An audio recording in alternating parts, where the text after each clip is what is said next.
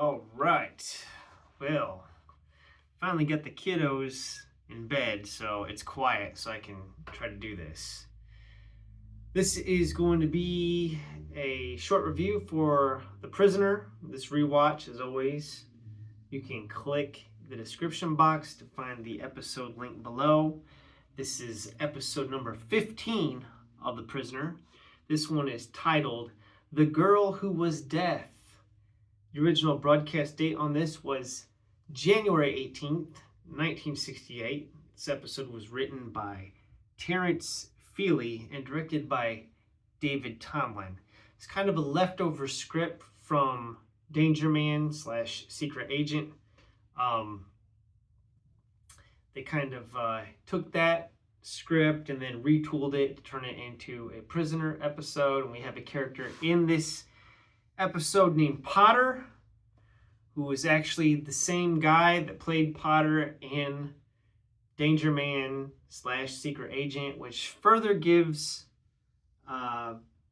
credence to the theory that number 6 is actually John Drake. Like I said at the beginning, we started this. I feel like number 6 is John Drake. I don't care what anybody else says. In my head canon, number 6 is John Drake. All right, we have number 2 in this episode played by Kenneth Griffith. And then Justine Lord plays Sonia / the assistant who is the girl who was death. Now, this is a really comedic and strange episode. It doesn't even take place in the village. It's outside the village. We have various assassination attempts on number 6. It starts out with like a bunch of dudes playing cricket, and then this guy gets blown up, and then Patrick McGoohan's number 6 has to take over the assignment, and he plays cricket as well with the exploding ball. It's bizarre. He ends up going to a bar in what's a pretty comedic sequence where he's drinking a glass of alcohol. Looks like Guinness. It's definitely a porter or a stout he's drinking there, but he gets to the bottom of the glass, and the bottom of the glass it says, "You have just been poisoned." At which point he orders like 20 drinks and just starts like downing all these different shots, like scotch, vodka, just going crazy. And the lady's like, "You're gonna make yourself sick." Gets out of that. It's crazy because his facial hair, he ends up getting like a crazy mustache. And then at one point he's like in a steam bath, or in a steamer, whatever you call that thing. He's in the steam room, and he's dressed in a Sherlock Holmes outfit for some reason. I don't understand why. It's crazy. There's a scene where he ends up in a boxing match dressed like Sherlock Holmes, which is just like, what is this? This episode's crazy. It goes in the tunnel of love, and the lady that's the girl who was death, is like telling him that she loves him.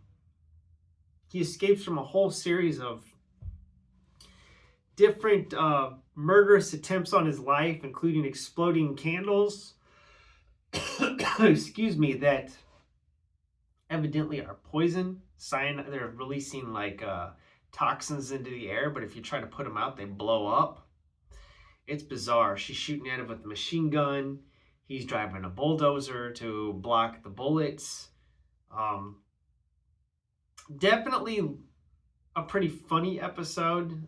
It's got kind of like the flavor of, I don't know, like a Roger Moore Bond film, or a episode of like the 1966 Adam West Batman. It's very whimsical and kind of funny, very entertaining. I had a hoot watching it. It was out there, man. It was different.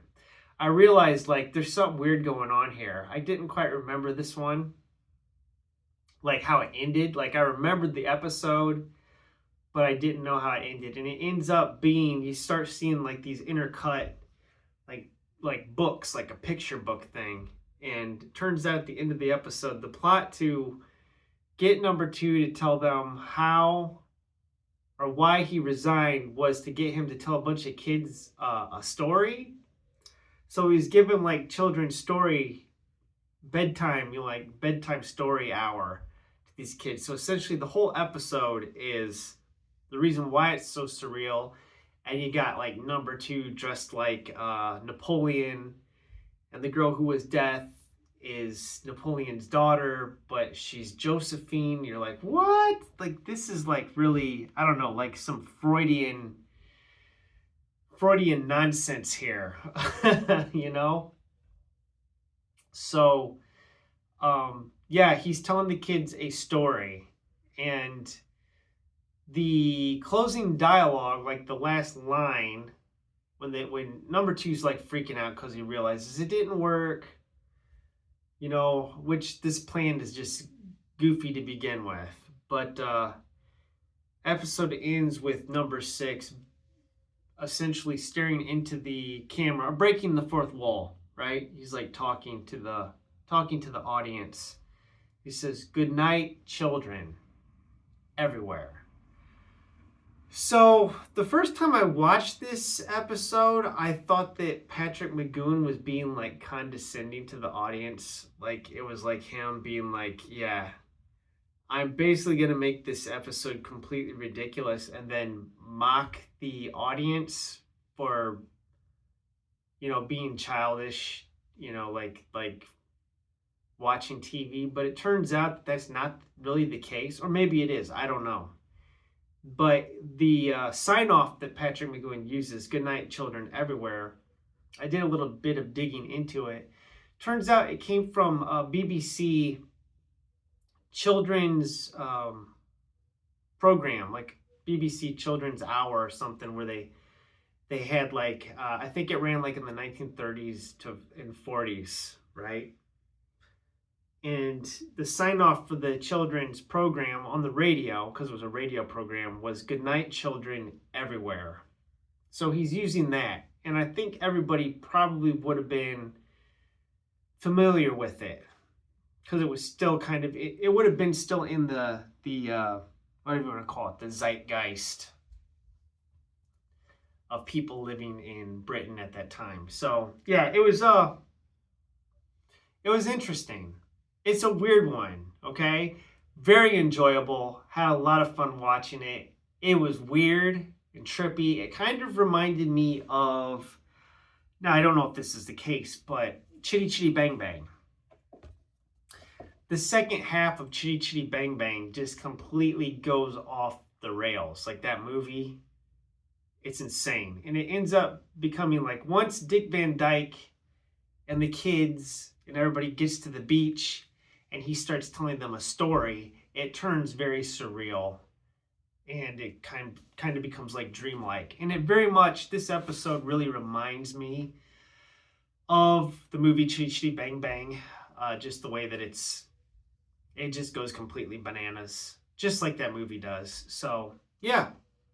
By the way, interesting tidbit for you here. Chitty Chitty Bang Bang was written by Ian Fleming, the guy that created James Bond. So yeah, I don't know when Chitty Chitty Bang Bang came out, but maybe Patrick McGoohan was borrowing some inspiration from that, because it does feel kind of similar, just a little bit. I mean, not like, it's not like a 1-to-1 ratio or anything like that, but you know, seeing as the spy genre was really kicking it there in the 60s, yeah, you know, who knows, maybe, I don't know. But that's it. We've only got 2 left after this. 2 episodes to go, and it's over. This was a very enjoyable one. Now, I don't know where I'd rate it. It's weird. Okay, it's out there. But yeah, it was a lot of fun. So I don't know. We'll see. There's 2 left, and we're gonna be done with this thing. And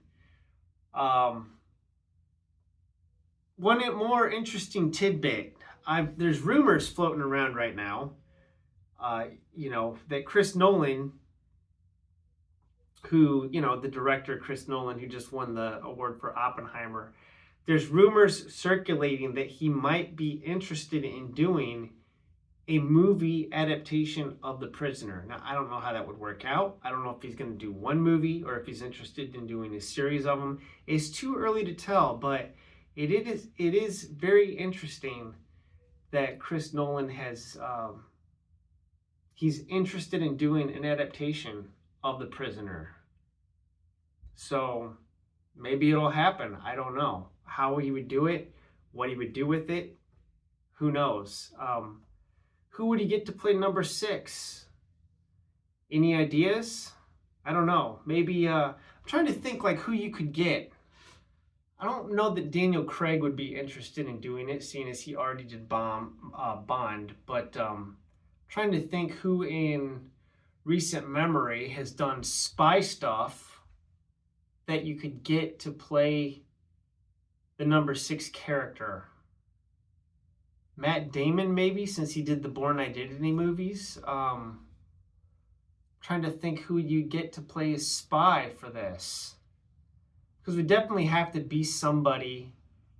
You wouldn't want to just grab any rando off the street to do it. You'd kind of want to get somebody who's been floating around, and I'm trying to think like who's available that's done spy films.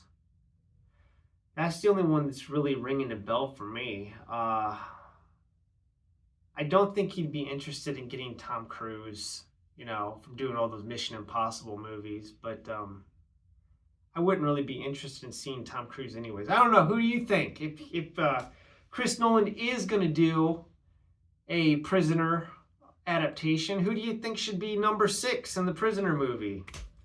Let me know. I don't know. I'm trying to think who you would get. Like I said, I don't think any of the former Bonds would want to do it. So, who plays a spy?